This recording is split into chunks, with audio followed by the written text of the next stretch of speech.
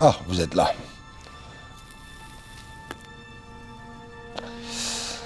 J'imaginais ma mort.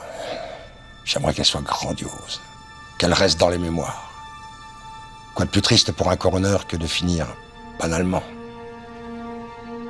Heureusement, il n'est pas trop tard. La mort nous laisse une dernière chance d'entrer dans l'histoire. Et combien de films sont entrés dans l'histoire grâce à une grande mort, hein? Alors oui, je veux une grande mort. Et pour cela, je dois élucider la plus grande de toutes. 1960, Psychose. Quand Alfred Hitchcock se lance dans le tournage du film, il a conscience que la scène de la douche sera centrale. Une scène violente, surtout pour l'époque, qui doit trouver l'équilibre parfait entre suggestion et émotion. Éviter le sanguinolent sans amoindrir son impact. Et le moins qu'on puisse dire, c'est qu'il a réussi son pari. En cavale, après avoir détourné de l'argent, Marion Crane se retrouve dans un petit motel et décide de prendre une douche. Mauvaise idée. Grande star de l'époque, le public pensait que Janet Leigh serait l'héroïne du film. Mais voilà que le rideau s'ouvre. Les cris de Marion Crane résonneront à jamais dans l'esprit du spectateur. Aujourd'hui encore, presque 60 ans plus tard, tout le monde connaît cette scène. Pourquoi ? Une grande fascination entoure la scène de la douche. Analyse, livres, dossiers, émissions, tout a été dit et redit depuis 1960. Aujourd'hui encore, cette scène est la plus étudiée dans les écoles de cinéma.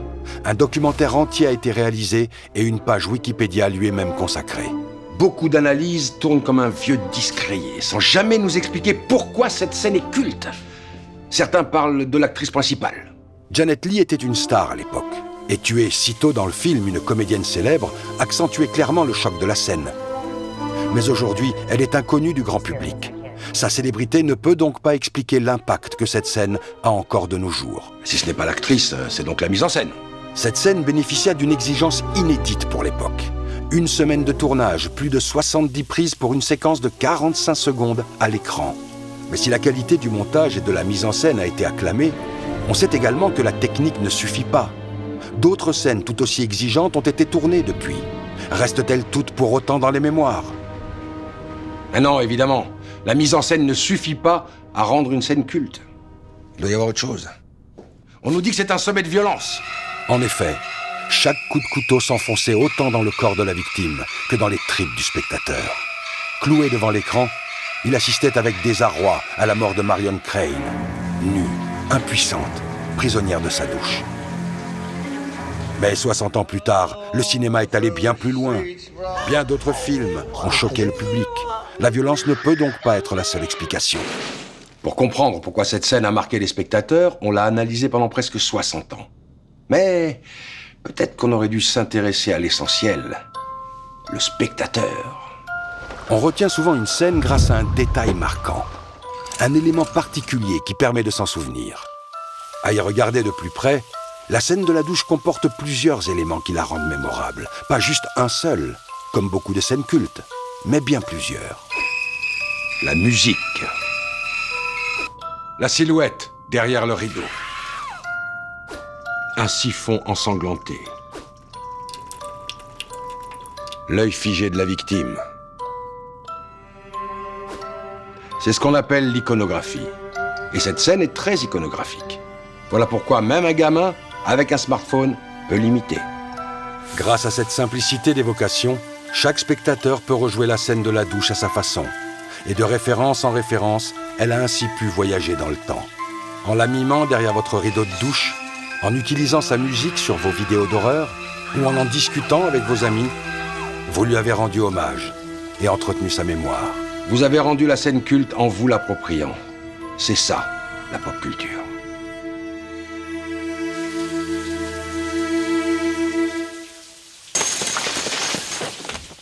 Maintenant, demandez-vous combien de scènes ont traversé le temps, comme ça, grâce à vous.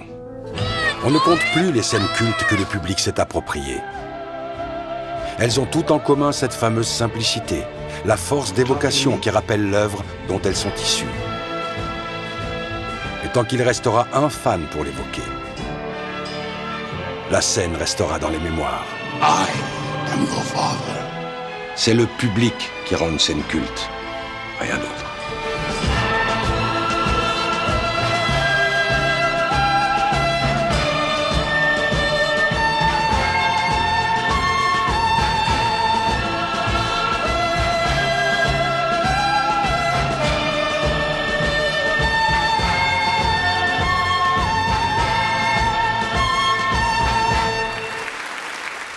Quant à ma mort, si je veux qu'elle soit culte, il faudra donc qu'elle vous inspire. Alors je vais continuer à étudier les morts et à voir raconter leurs petits secrets.